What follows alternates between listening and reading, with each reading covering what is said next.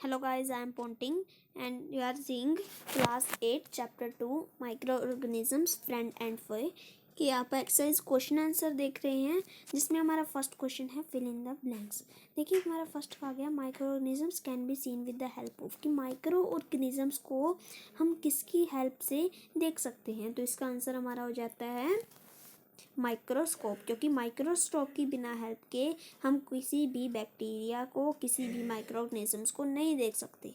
ठीक है, नेक्स्ट हमारा है blue green algae fix dash directly from the air and enhance the fertility of the soil. जो blue green algae होता है वो एयर से क्या लेकर के सोयल की फर्टिलिटी को बढ़ाता है, क्या फिक्स करता है सोयल में, नाइट्रोजन। ठीक है, थर्ड हमारा alcohol is produced with the help of alcohol किसकी मदद से बनती है, यीस्ट की मदद से। जो हमने पढ़ा था ना कि शुगर से जो है अल्कोहल में कन्वर्ट करता है यीस्ट। नेक्स्ट हमारा है last cholera is caused by. Cholera किसके कारण होता है, कोलेरा जो डिसीज है वो बैक्टीरिया के द्वारा होता है। ठीक है, अब हमारे आ जाते हैं tick the correct answer. Yeast is used in the production of, yeast किसकी प्रोडक्शन में यूज होता है, तो यहाँ पे हम आंसर देख सकते हैं अल्कोहल की मदद से। Next the following is an antibiotic, इनमें से कौन सा एक एंटीबायोटिक है, sodium bicarbonate, streptomycin, alcohol, yeast. तो स्ट्रेप्टोमाइसिन जो है एक एंटीबायोटिक है। नेक्स्ट आ जाता है कि जो मलेरिया का कैरियर होता है जिसे प्रोटोजोन होता करता है वो क्या है, female Anopheles mosquito, cockroach, house fly, butterfly. इसका आंसर हो जाएगा फीमेल एनोफिलस मॉस्किटो। नेक्स्ट आपका है the most common carrier of communicable disease. जो सबसे कॉमन कम्युनिकेबल डिसीज कैरी करने वाला इंसेक्ट है वो कौन सा है, ant, house fly, dragon fly और स्पाइडर। तो इसका आंसर हो जाएगा आपका हाउस फ्लाई। ओके, तो नेक्स्ट हमारा है द ब्रेड और idli dough rises because of. जो ब्रेड या इडली का डफ होता है वो राइज हो जाता है, ये किसकी वजह से होता है, heat, grinding, growth of yeast cell, kneading. तो इसका आंसर है ग्रोथ ऑफ यीस्ट सेल। इसके बाद आपका है the process of conversion of sugar into alcohol. हमने पढ़ा था कि शुगर से अल्कोहल की कन्वर्जन की एक प्रोसेस होती है जिसे क्या कहा जाता है, नाइट्रोजन फिक्सेशन, माउल्डिंग, फर्मेंटेशन और इन्फेक्शन।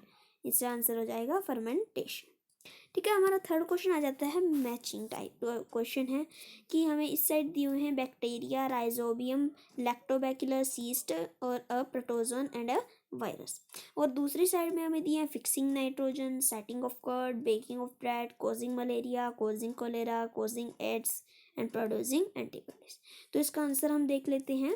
देखिए बैक्टीरिया जो है कोलेरा कॉज करता है, राइजोबियम जो है नाइट्रोजन को फिक्स करता है, लैक्टोबैसिलस दही जमाने में काम आता है, सेटिंग ऑफ कर्ड, यीस्ट जो है ब्रेड बनाने में काम आता है, एक प्रोटोजोन जो है मलेरिया करता है, वायरस से कारण एड्स हो सकती है। ठीक है, नेक्स्ट हमारा क्वेश्चन आता है can micro organisms be seen with the necked eyes, if not how can they be seen. कि क्या हम माइक्रो ऑर्गेनिजम्स को हमारी नेक्ड आइज से देख सकते हैं, अगर ऐसा नहीं तो फिर इन्हें देखना कैसे संभव होगा।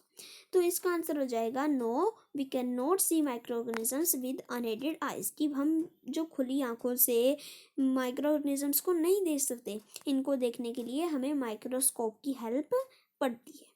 Next question is what are the major group of micro organisms. हमने चैप्टर में पढ़ा था कि जो माइक्रो ऑर्गेनिजम्स है उसको मेजर ग्रुप्स में बांटा गया है। तो अब यही क्वेश्चन आता है कि उनके नाम लिखिए।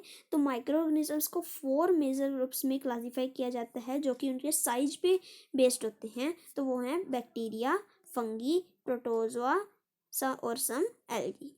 और जो वायरस है ना ये भी एक अलग तरह के माइक्रो ऑर्गेनिजम्स होते हैं जिसका आपको यहाँ पे डायग्राम भी गिवन है कि बैक्टीरिया कैसे होते हैं, फंगी कैसे होते हैं, प्रोटोजोआ, एल्गी और वायरस किस तरह के होते हैं। नेक्स्ट क्वेश्चन आता है name the microorganism which can fix atmospheric nitrogen in the soil.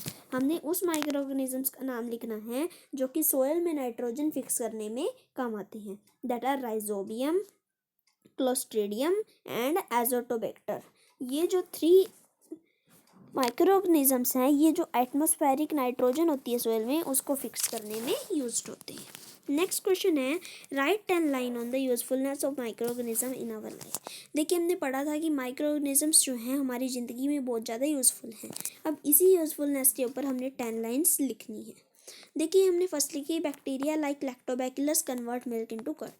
जो बैक्टीरिया होता है लैक्टोबैसिलस वो मिल्क को दही बनाने में काम करता है, तो ये भी बेनिफिट है। नेक्स्ट है बैक्टीरिया जो हैं चीज़ बनाने में भी काम आते हैं, ये भी बेनिफिशियल है। अब जो एस्टोबैक्टर एसिटी है, ये जो है एक्टिक एसिड या अल्कोहल से एक्टिक एसिड बनाने में काम आता है। नेक्स्ट है यीस्ट जो है कमर्शियल प्रोडक्शन ऑफ अल्कोहल में काम आता है, वाइन बनाने में काम आता है और बेकरी प्रोडक्ट्स को बनाने में काम आता है। अगला था कुछ जो माइक्रो ऑर्गेनिजम्स होते हैं ये एंटीबायोटिक्स बनाने में भी काम आते हैं। नेक्स्ट पॉइंट है कि जो माइक्रो ऑर्गेनिजम्स हैं वो एक क्लेंसिंग एजेंट की तरह भी काम करते हैं और जो वेस्ट प्रोडक्ट होता है उसे मैन्योर में कन्वर्ट कर देते हैं। नेक्स्ट पॉइंट है कि जो डेड या वीकेंड माइक्रोब्स होते हैं वो वैक्सीन बनाने में काम आते हैं। नेक्स्ट पॉइंट है कि जो कुछ बैक्टीरिया होते हैं वो एटमॉस्फेरिक नाइट्रोजन को फिक्स करते हैं ताकि जो सॉइल की फर्टिलिटी है वो इंक्रीज हो। लास्ट पॉइंट नेक्स्ट पॉइंट है एल्गी जो यीस्ट होते हैं, एल्गी होते हैं, फंगी बैक्टीरिया होते हैं, इनके जो ये हैं इनको इंग्रेडिएंट के रूप में भी यूज़ किया जाता है या फिर सब्स्टिट्यूट के लिए, जिससे कि प्रोटीन रिच फूड्स बने जो कि ह्यूमन और एनिमल कंजम्पशन के लिए सुइटेबल है। लास्ट पॉइंट है कि जो कुछ माइक्रो ऑर्गेनिजम्स होते हैं उनको प्रोबायोटिक्स के रूप में लिया जाता है जो कि हमारी हेल्थ के लिए बहुत ज़्यादा बेनिफिशियल होते हैं। ठीक है, नेक्स्ट हमारा क्वेश्चन आ जाता है कि आपने एक जो माइक्रो ऑर्गेनिजम्स अभी तो हमने देखा बेनिफिट्स किस तरह से, अब हमने उनके हार्मफुलनेस के ऊपर पैराग्राफ लिखना है। जो माइक्रो ऑर्गेनिजम्स होते हैं हमारे लिए बहुत सी तरह से हार्मफुल हैं, जैसे कि माइक्रो ऑर्गेनिजम्स जिन्हें पैथोजेंस कहा जाता है वो ह्यूमंस में, प्लांट्स में, एनिमल्स में बीमारियां ला सकते हैं। पैथोजेंस या जर्म्स जो हैं एक हेल्दी बॉडी के अंदर चले जाते हैं एयर, वाटर या फूड के द्वारा और इन्फेक्टेड पर्सन के अंदर डायरेक्टली या इनडायरेक्टली या कैरियर के द्वारा दूसरे में भी चले जाते हैं। जो कॉमन एलिमेंट्स होते हैं जैसे कि कोल्ड, इन्फ्लुएंजा जिसे फ्लू कहा जाता है, कफ, पोलियो, चिकन पॉक्स, ये वायरस के कारण होते हैं। फुट और माउथ डिसीज़ जो होता है कैटल में ये वायरस के कारण होता है। टाइफाइड और ट्यूबरक्लोसिस जो है बैक्टीरिया के द्वारा होता है। और एंथ्रेक्स जो कि एक dangerous human and cattle disease है ये बैक्टीरिया के द्वारा होता है। डिसीजेस जैसे कि डिसेंट्री और मलेरिया ये प्रोटोजोआ के द्वारा होते हैं। रिंगवॉर्म जो है फंगी के कारण होता है। जो अलग अलग माइक्रोब्स कोजेस डिसीज़ हैं प्लांट्स में वो जो पैदावार होती है फसल की उसे कम कर देते हैं। जो कैंकर है, बैक्टीरियल डिसीज़ हैं वो जो ट्रीज़ हैं उनको फ्रूट को अफेक्ट करते हैं और एयर के द्वारा स्प्रेड होते हैं। जो भेंडी येलो वीन मोसेक डिसीज़ है ये वायरस के कारण होता है और इंसेक्ट्स के द्वारा लेडी फिंगर्स में फैलता है। जो वीट का रस्ट है एक फंगल डिसीज़ है जो कि एयर के कारण फैलता है। माइक्रो ऑर्गेनिजम्स जो कि फूड के ऊपर कई बार आ जाते हैं वो खाने को टॉक्सिक बना देते हैं और खाना पॉइजनस बन जाता है जो कि हमारी डेथ या बीमारी का कारण बन सकता है। तो जो फूड बोर्न इलनेस है इसे फूड पॉइजनिंग कहा जाता है। नेक्स्ट हमारा क्वेश्चन आता है कि व्हाट आर एंटीबायोटिक्स। एंटीबायोटिक्स क्या होते हैं और अगर जो एंटीबायोटिक्स हैं तो उनके लेने की प्रिकॉशंस क्या होती हैं।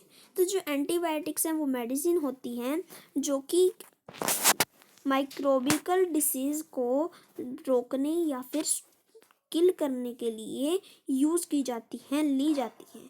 ये जो है स्पेसिफिक माइक्रो ऑर्गेनिजम्स के द्वारा मैन्युफैक्चरिंग होती हैं उनकी ग्रोइंग के द्वारा और इन्हें जो है डिसीज़ की वैरायटी के अकॉर्डिंग यूज़ किया जाता है। ये बहुत ज़रूरी है कि जो एंटीबायोटिक है वो केवल एक क्वालिफाइड डॉक्टर की एडवाइस पर ही लिया जाए, क्योंकि जो कई बार क्या होता है ना ये एंटीबायोटिक एक ड्रग का भी काम कर देती है। जो एंटीबायोटिक है वो हमारे अंदर कोई बीमारी कोई और है और हम ले कोई और रहे हैं तो हमें इससे इफ़ेक्टिव भी हो सकते हैं, हमें इससे बीमारी भी हो सकती है। ओके, तो ये हमारे चैप्टर का लास्ट क्वेश्चन था एंड लास्ट वीडियो थी।